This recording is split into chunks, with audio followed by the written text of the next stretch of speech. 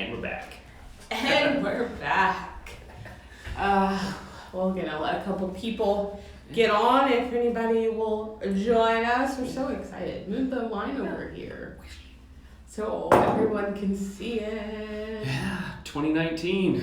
Cheramie Wine. It's been crazy 2020.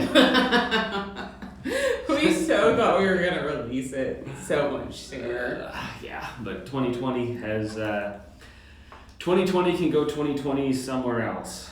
Let's just make sure that this year, just once it goes into the history books, we just forget it like a bad memory. Oh goodness! Now there's some good things that are happening. We are starting our wine brand, or we're coming out with our first wine. It's been started for some time, but we are finally getting to a place where we can release the wine.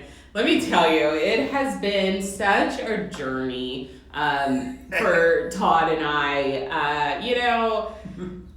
We've been sharing a little bit of our story about, what it was like for us to even get to this point. Yeah. Why are we even here, And so we shared a little bit about that. About us.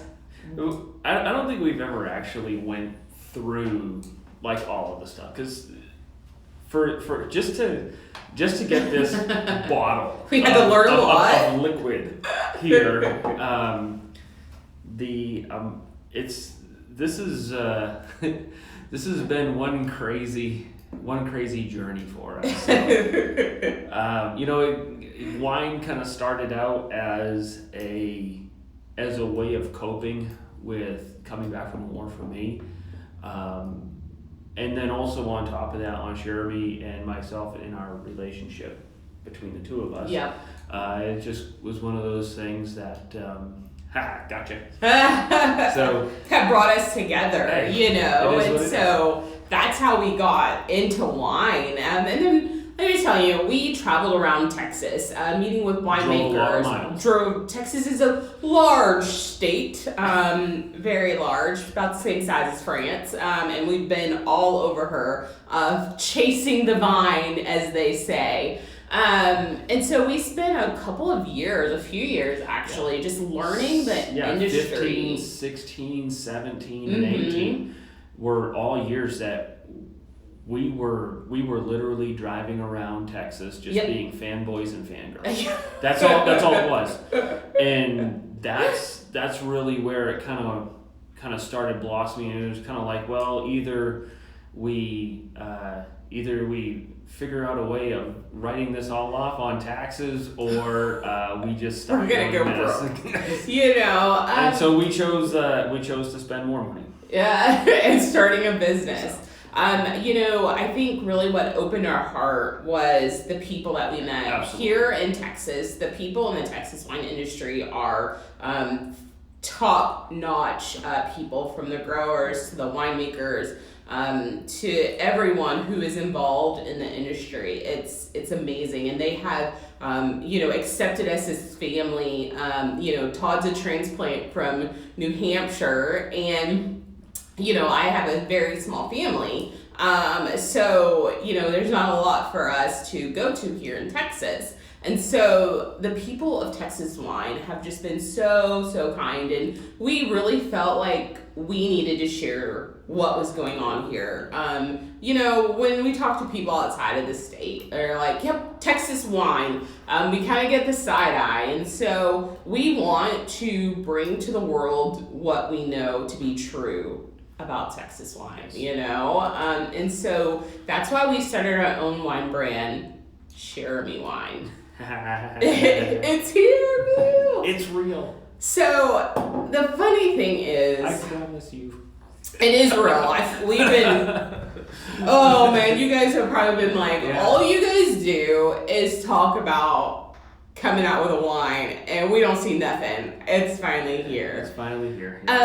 So quick about why we named it Cheramie Wine. So yes, my name is Cheramie. My journey in wine has been such an amazing kind of journey, right? It's just been awakening. That's what I call it. Like this soul awakening. That's what wine has done to me. To me and for me. And so I wanted to tell my story through the wine. Also, if you guys didn't know, Cheramie is French for dear friend. And so Todd and I really try to be dear friends to everybody we know. So that's the second meaning. Mm-hmm. So for me and my experience and what wine has done in my life from, I used to be sad and depressed and didn't know the direction of my life until I started pursuing wine, and it just opened up the world to me, literally people from across the world. And I've become a new person, I think. Absolutely. And then it means dear friend in French. That's the second. And I'm going to let Todd tell you about the third. So I'm not being, you named your wine after yourself. You're a little conceited, aren't you? No, it's a little bit deeper. There's than multiple layers, just like there's multiple layers to wine. When you actually start drinking wine, you start realizing that the taste is one thing, the texture is another thing, and then the way in which I really explain wine to people is it is a language in taste, and you can tell a lot from the individual making it by tasting what it is that you're tasting, or tasting their work, tasting their art. Yeah. And you can tell if they're wanting to go more after the oaky taste or the tannic structure, or they're going after whatever it is. Yeah. But so as the layers go, not only is this a name, and not only does it mean dear friend in French, but Cheramie was actually a bird, hence the reason why we actually have the bird on here. She is Cheramie. You see her? Yeah. That's Cheramie right there, the bird. And the honing pigeon, actually. Yes, pigeon. So in World War I, which was actually 100 years ago, 104 years ago, 104 years ago. Holy shit! Wow, that is a long time ago. Actually, when my grandfather was born. Oh wow, that's crazy. In 1919. So what happened was, back then they didn't have these glorious things called iPhones, and they didn't have cell phones, they didn't have anything along those lines. So what they actually would utilize is wires. They would run a wire. But whenever the forces would go beyond that, the way in which they communicated was with homing pigeons. Very... Could you imagine being in the middle of the war? You literally are getting shot at, and you're writing out this little thing on a 1 inch by 3 inch. Oh my goodness! Wrapping it up, taping it around a bird's foot, and letting it fly. So and hoping it doesn't get shot. 100%. So the 77th. So 77th Infantry Regiment went over the top, and they started fighting the Germans. And they got a little bit further ahead than what they were supposed to get. They got to a position where they were supposed to get, which, if for any one of you who's been in the military, you understand that on a map it means one thing, in reality it means a completely different other thing. And reality and maps are 100% of the time guaranteed to not be the same. So what happened there, because they did not have communication instantaneously like we do today, the artillery decided that they were just going to bombard anything. And they were going to put a ring of steel around a grid point, and that was it. Well, they just so happened that they were bombing their own guys. And so when the Americans were bombing their own guys, homing pigeon, the 77th decided that they were going to send up a homing pigeon and say, hey, look, we are here, put a ring around here instead of here. Yep. And so the first one went out, got blasted. Second homing pigeon went out, got blasted. The third, and so on and so forth, came all the way down to Cheramie. Cheramie got shot immediately, but it took off the wrong leg. And so she got up and continued on fighting. Got hit in the beak, hit in the wing. She took some severe damage. Yep.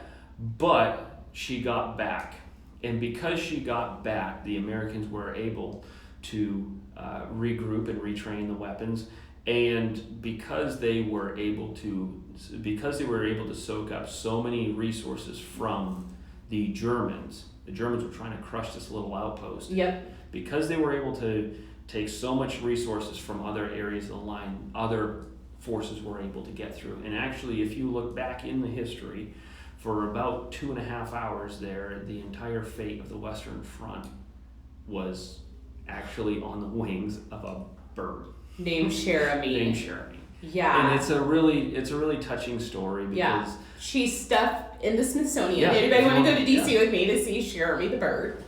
And it's a really awesome parallel in my own life and what I've been through.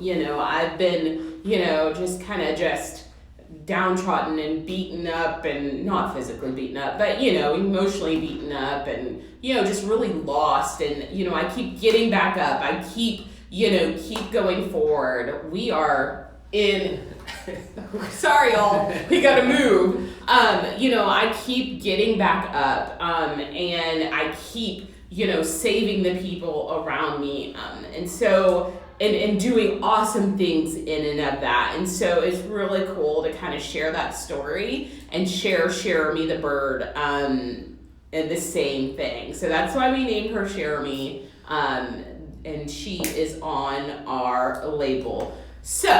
And so also on top of that, we wanted to pay homage to the birds that went before her. 100%. So as you look at the label, what you will see is birds that are not Cheramie. Yeah, they're and golden. those are the ones that died before They're her. golden. And then Cheramie is the one that actually brought the message that said, "We are at this grid line. For the love of God, stop." That was an actual quote. Clearly, that individual did not have comms, because there would be a lot more dramatic grammar used. So Cheramie, our first wine that we're coming out with, is a Riesling. It's a Texas Riesling. And so people are like, what in the world? Texas grows Riesling? Actually, we do, and we grow quite a bit of it. I don't have the acreage, but we grow a lot of Riesling in Texas. The reason why we decided to do a Riesling for our first wine was because I had the wonderful opportunity to go to TechSom 2 years ago, and then I was a baby wine salesperson. I think 2 months in, right? And I was trying to find a group of people to here in Dallas to really just become a part of. And Dallas wine industry people, I love you, and things are definitely changing, but back then it was very closed off. And so I was just having a really hard time getting in with the Dallas SOM scene, and really getting to know people, and kind of getting laughed at because I was selling Texas wine and all sorts of things. And so I had the opportunity to go to dinner with the director of fine wine sales for a large wine company, and I told him what I was doing. I was sharing my woes, and he was so encouraging to me. And he said, 15 years ago, I was doing the same thing with Riesling, and people thought I was crazy and, whatever, but now look at what Riesling is and where it is. And so, it was such a motivation to me. And so that's how we wanted to do a Riesling, and we wanted to pique people to go, hey, Texas does Riesling? Actually, we grow over 50-something grapes, and probably even more. Just the ones that I counted was like over 54 or something like that. And also from all over the world, actually. Texas is, the great thing about Texas is we are not established at this point in time. We are not established in the sense of the old world France or where Germany, you have or to just anything grow along those one lines, thing, where they have very, very strict and rigid lines. Yeah. And also on top of that, getting to know a lot of, again, going back to getting to know a lot of the winemakers, and I would say though a lot of it has to do also with the wine grape growers. Yep. I really don't see Texas becoming one of those states that is very rigid because getting to know the We're psychology of the people. We're Texas, and if you tell us to do something, no, that's not going to happen. I'm going to do it my way. But the fun thing is, we have so many climates here in Texas, right? I mean, from north to east and west and south. I mean, it would be very difficult to say that we can only grow one thing here in Texas, where no matter where you go, you know, you can grow so many things. So, you know. Well, also on top of that, the individuals, what has made this so awesome is that the ability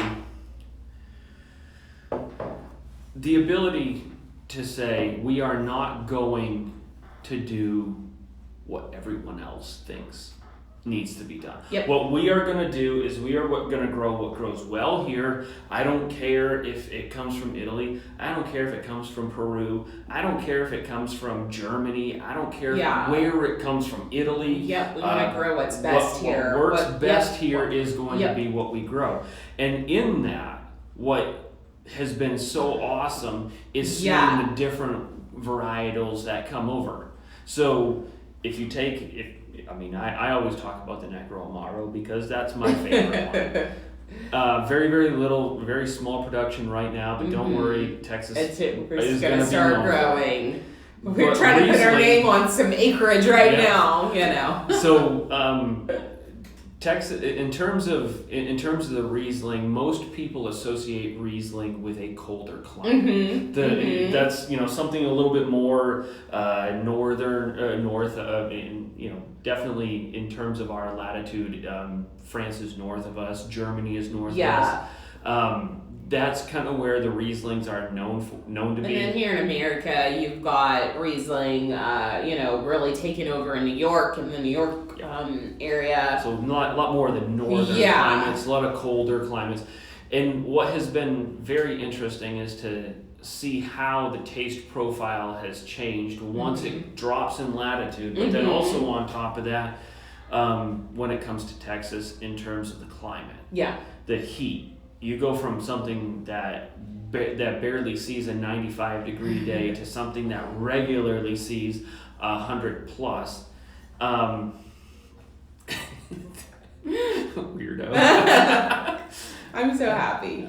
I know this is more of a celebration. This is more of a celebration than anything else. So it's like, man, we didn't kill each other and we didn't kill the wine and oh man.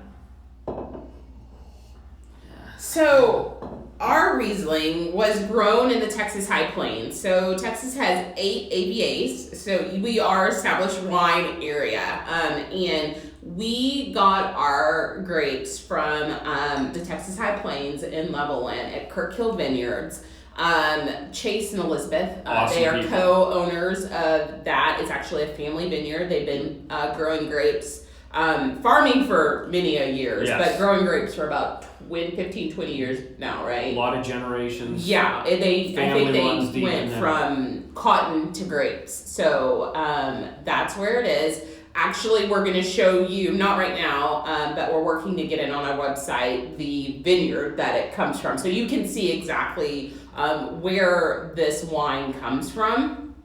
And so about 80-85% of all Texas grapes are grown in the High Plains. So if you know anything a little bit about Texas, you'll hear High Plains, and everybody has a High Plains wine, but that's because the majority of our grapes are grown out there. Now the other AVAs, and then outside of some AVAs, they're starting to plant more, which is awesome, and more starting to come online. Hill Country area, Bellmount. Yeah, 100%. But right now, the High Plains is where it's at. Yep. So how we chose Kirkhill Vineyards was Todd and I are really. We really care about where our grapes come from. We are not just going to throw something in a bottle and say, here you go. like we told you earlier, we spent the last, 6 years getting to know people, getting to know their farming practices, getting to know their family, sitting at their dinner tables, seeing the behind the scenes, the not so pretty behind the scenes, and just really getting to know the people. Unsexy part of wine. And we realized that we jive so well with them, and so any vineyard that Cheramie Wine works with, know that we have vetted them 100%, right? And they care about the vineyards and the grapes more than you could ever imagine. And so that's why we chose Kirk Hill Vineyards for our first wine. Well, actually, even beyond that, it really, we had actually gotten to sell a lot of their a portion of their wine before. Yeah, their family brand. Their family brand, which is Berkeley Hill. So if you ever get the chance to go out to Levelland and shout out to Chase and Elizabeth, awesome people. They have great wine. They have an awesome location now in downtown Lubbock. Yep. And it is awesome. Yep. Go out there, say hi to Chase. Say hi to Elizabeth. Elizabeth is a lawyer, so I don't know if and a pellet. Oh yeah. Hey, lawyer. By the way, congratulations. Don't get in trouble. And if you do get in trouble, just give her a call. Hopefully she'll help you. Anyways, we're get to it. Or geez Louise, what everybody's here for is for the wine. I know, this is a celebration. I know. So I can't believe it. I can't believe it. So, like we said, this is from the Texas High Plains. This Riesling, it has 2.4% residual sugar, so it is just a little bit off dry, right? Not a lot of sugar in it. When people think Riesling, they think just really kind of sweet, which it can be good. A sweet Riesling can be good. But we didn't want to go that direction. We wanted something to kind of go for a palate for someone who, likes a red, but wanted to sit out in the Texas heat and have something a little light. And then another passion of Todd and I's is to kind of pull people's palate along. Yes. Right? People who are like, I drink sweet wine. Todd and I do a lot of festivals. Well, before COVID. We did a lot of festivals, just around the state. And people always come up to us and be like, I got something sweet. And nothing, if you like something sweet, that's you. Fine. That's totally fine. But we want to bring you, because Texas is doing so much amazing stuff, we want to show you the range. Of it, what it's doing. And it's also, what we really were going after was not just opening up the palate, but showcasing that wine, because typically when you're looking at, we wanted to hit a few different things. So first of all, if the individual that is drinking our wine is a serious wine drinker, which a lot of our Somm friends are, obviously they're Somm, they're very serious, Wesset, certified and everything else.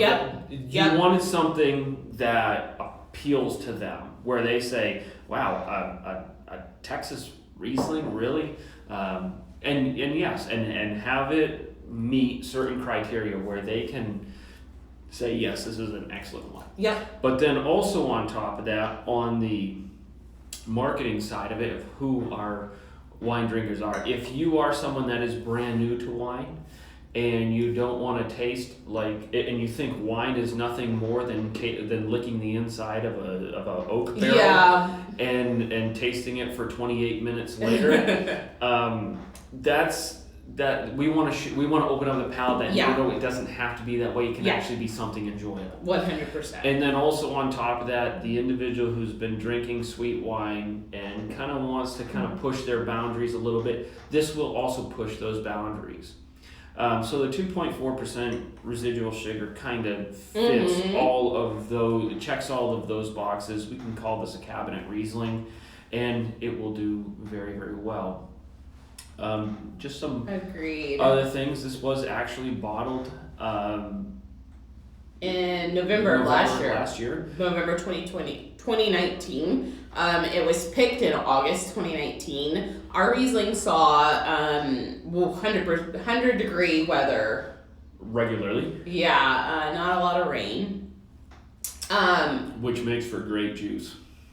It's really good. I'm so excited. So I'm gonna be completely honest. I was so scared. I'm not even gonna tell you. I was so scared because it's a whole nother thing when you're selling other people's wines, right? Like, I've been out traveling around the state, just pushing other people's wines, whatever, just totally whatever. But when it's your own wine, you got a whole nother kind of heart mind going on. This is the first time I've ever seen her look at weather. Yeah, I was and like, then all of a sudden freaking become out. a weather woman. Yeah, weather woman. I'm like, what's going on? Barometric pressures. 100%. And I'm learning. I mean, as a wine brain owner, I am learning those things. But then, Todd and I self-funded this project, and self-funding it from here until someone jumps on, or we win the lottery, or whatever that looks like. And so we worked really hard, lots of overtime to pull this together. I'm so grateful to have done it, but we gave a lot. We put our savings into it, and this is not a sob story, don't feel bad. This is what entrepreneurship looks like, and you know what? That's what you get. And so we bottled it. Okay, and totally good. Our head winemaker of this wine, again, we have relationships with winemakers all over Texas, and so we work with different winemakers for our different wines. So not every one of our wines is going to be the same winemaker. It's how are we feeling? What's the relationship like of our Tintacow blend? Our winemaker there, he knew what was in our soul, and he came to us and like, I got this idea for you, and we're like, let's go. Well, also on top of that, winemakers, there's certain winemakers that are very, very good in specific areas, and so here's the thing, it's just like anything else in life. If you expect of somebody what they are not equipped to give you, first of all, you are a dick. And second of all, when you're on Instagram, they cut you off. If you are making unrealistic expectations of people, you're setting yourself up for failure. And the fun thing about it is, for us, is because we have a relationship with so many different winemakers, we get to just kind of go around and like really get the best of what that winemaker makes, which is so awesome. Todd and I are going to be taking courses maybe next year, I believe it is, so that we can start playing a bigger part in our winemaking. But right now we know the direction we want to go. We just don't know the chemistry. And so anyway, so the winemaker of this wine is Michael McClendon. Cheers to Michael. So we met him when he was working for another winery. And at that time, we clicked. I was like, I don't know what this relationship is, but I love this dude, right? And then he went on his own with Wes Jensen to start their own company. And so... And if you ever get to meet them, please... They can't stay on topic. What? They like to tell their freaking jokes and their hey, all this stuff. It's awesome when you have the Ricky Bobby quotes. Oh my God. Help us, Lord. At any rate, so Michael McClendon made this wine. We worked with him on this, and he gave us what we wanted. So actually, Wes prepared us. He goes, hey, you know that it's gonna take a minute for it to get what it where it's supposed to be. So when you taste it, don't freak out. I'm like, I know how wine works. I know how this goes. Whatever. But when your savings is on the line, and you taste the wine, and it was just a baby at the time. I was like, oh crap. Oh my goodness gracious. Sorry, oops, I made a mistake. And so the thing is, we had our wine in cold storage for we bottled it and put it in cold storage. And this sweet girl, she didn't like cold storage. She actually didn't like it there. And so she wasn't aging how we wanted her to. So it's actually a blessing that we've waited till now to release. So we took her out of cold storage. We asked that it was taken out of cold storage. And then this sweet girl came into her own. We poured it for several people who are kind of snobs. When they talk about Texas wine, they're like, well, they're coming along, man, you know, only this winery and this winery and this winery is doing good. Which is also the tourist traps. Just so you know. No, they're not. A lot of the tourist traps is what people are getting. No, it's not. Okay. At any rate. And they tasted this wine, and they were so blown away. They were like, this is good. So I'm like, woo! She got past that weird teenage stage of wine. Wine is definitely an alive thing. Oh, yeah. So yeah, you should have seen her poker face when we were tasting her the first time. Oh no. At any rate. So tell us what you're smelling, Todd. Well, a lot of this, ooh man, clean that up. But How you spell? Yeah, a lot of this is. I put this at more of the tropical aromas, but more of the acidic. I can get a little bit apple. Yeah, it's definitely green apple on the taste, on the tongue.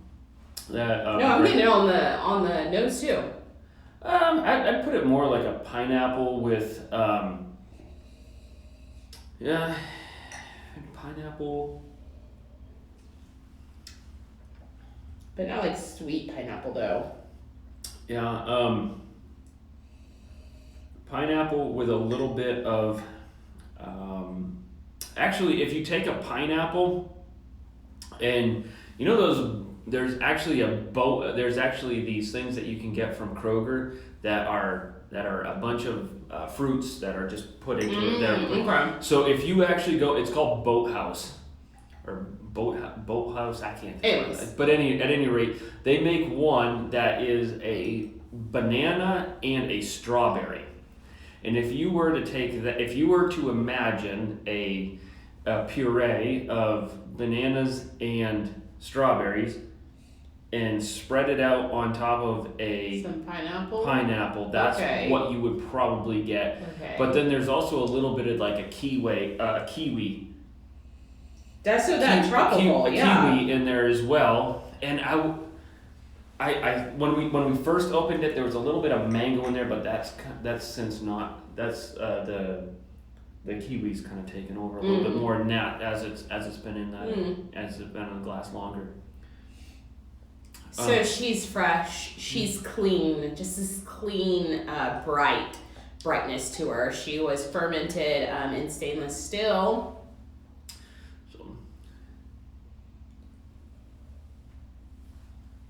So one of our friends, actually, Daniel Collada, you guys probably know him. If you know Daniel, he owns Vinovium. And he is the best at coming up with just these terms of what you're smelling and tasting. Love him to death. And one of the ones that he used a while back was pretty. She's pretty.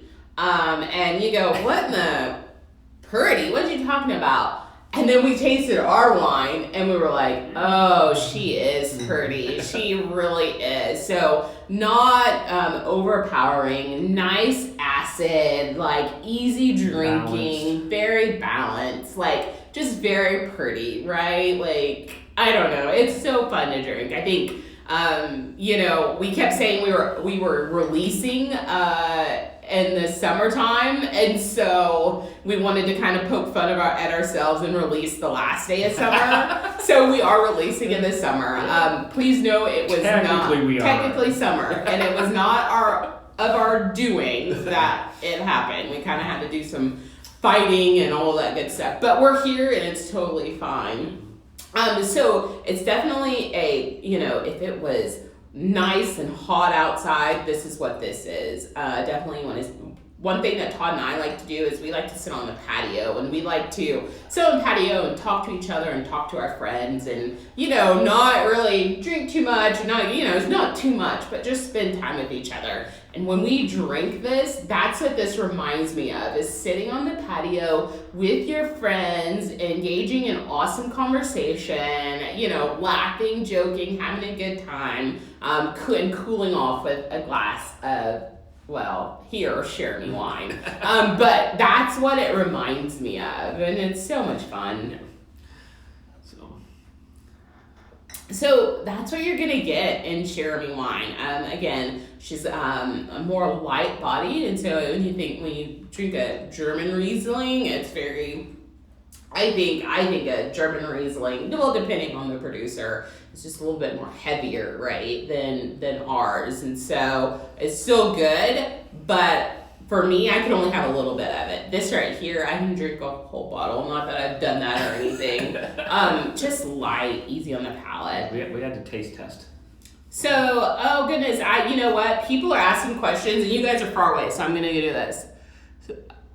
Oh, nope, this is a Chenin. I want to do a Chenin. It is a Riesling. Sorry, guys, you guys are far away, so I have to come up. Congratulations, can't wait. Hey, thank you. And if you have any questions, just let us know. So our wine is going on sale online. We're doing direct to consumer from our website. And so that's where you'll be able to purchase. We will be shipping to 34 states. I'll have the list actually on the website. And if you have a question like, can you ship here? I can let you know. Just send me a message and I'll let you know. Is it really dry? Nope. It's 2% residual sugar, so it's an off dry. So you're gonna get that little bit of sweetness. So it's gonna be totally. I think you'll really enjoy that. Yeah. So again, we're releasing on Monday after this long journey. It's been a long journey. We're releasing on Monday, the last day of summer. But the summer. You can get it online. If you are here in Dallas, just let us know. We'll be doing some delivery up here in Dallas. So if you want to purchase that way, we can totally do that. And yeah, we're so excited. So our Riesling is going to be going for $23 a bottle. And we are doing, like I said, direct to consumer. We have a couple of locations that are interested, and here in the state of Texas, we can self-distribute a little bit, and so we'll be going into some locations, those ones that ask us to. I think, where will it be? In Fredericksburg? So, we are working on that. We're working on a few places. We've got people who've asked us, and so we're going to be working through that. We did 85 cases, so it's small production. So if I think we're not going to be able to get into too many places because we don't have enough to sell online and in a location. But there's a few people that we want to partner with and set aside wine for them because we love what they're doing at their location. Absolutely, and also on top of that, they'll be able to give you the full story of everything. Yep. And well, that's the thing. We don't just want people to drink our wine and be like, we put a lot of love and soul and our hearts and everything into this wine. Todd and I's relationship is strengthened through the journey, of bringing this together. And so this first bottle is so important to us. And so when it's open for someone or someone buys it, we want them to feel that, right? And so we're kind of a little bit protective. At the end of the month, the last weekend of the month, I don't have my thing in front of me, my phone. You guys are on my phone. But it's the 26th and 27th. I believe that's the date, Saturday and a Sunday. We are actually going to be doing a tasting room takeover at Farmhouse Vineyards in Johnson City, so down in the Hill Country, which is such a important place to us. The Texas Hill Country is so important to us. Anyways, we're going to be doing a tasting room takeover in Tipsy the Trailer. So if you've ever gone down 290 and you've passed Farmhouse Vineyards and you've seen a trailer kind of sitting there, which that's where they started actually, and so it's really cool. It's very interesting that now that's our start point. Now that's our start point. Katie Jane and that whole family and Nicholas and that whole family and absolutely. They have been so just kind and, just kind of walking alongside of us and letting us learn and ask annoying questions and following them around like little, I don't say puppy dogs, but they've been so kind. Statement. And so as we, our first release into the world, they're letting us do a tasting room takeover. So not this Saturday and Sunday, but the next Saturday and Sunday, we will have our bottles in person, and we would love to see you. So if you are in the Hill Country and plan to be over there, please come out, come say hi to us. We love meeting everybody in person. And if you guys see we'll have our mask on. We'll have our mask on, so don't worry. If you guys see us in public, honestly, say hi. We don't bite. We promise. On accident, so. Oh man, okay. No, honestly though, if you guys do see us, we're just say hi. I mean, yes. We're not, we want to be the people that are approachable. 100, and we love everyone. I think this wine and the people that we've met through wine have opened up so much into us that, being around people and meeting new people and seeing our friends is just a part of the journey as the juice in the bottle, right? Wine is more than just fermented grape juice. It's love, it's friendship, it's so much stuff. Well, so I don't know. If you guys have any questions, let us know. And we are so grateful to you for being here, being a part of our journey, listening to us go through this, and we hope that you will not only get a bottle, but that you would stay with us over the next 20 years or so. I keep saying 20 years. I don't know why I keep putting that out there, 20 years. And watch how we grow and grow with us. And, I want all of you to be like, I was there for the first bottle, the inaugural bottle of Cheramie Wine. I was there. I want to hear those stories in 20 years. I think that would be really awesome and cool. Absolutely. Yeah. And cheers to you guys. Cheers. Do we have any questions? You guys I'm going to be in y'all's face. Sorry. Let's see. I'll wave back to the 35 people. Let's see. Oh, I thought it says a question. Oh, so yeah, that's what it is. It is off dry. It's off dry. So thank y'all so much. This has been so great. Fort Worth 2, yes, Fort Worth, Dallas, Fort Worth. We're actually in Addison. We live in Addison, so yeah. Setting for your West Side. That's awesome. Oh, I'm so excited to have you all, guys, all of you. Well, if you have anything else, just send me a message and I'll answer you. Thanks, guys. Bye.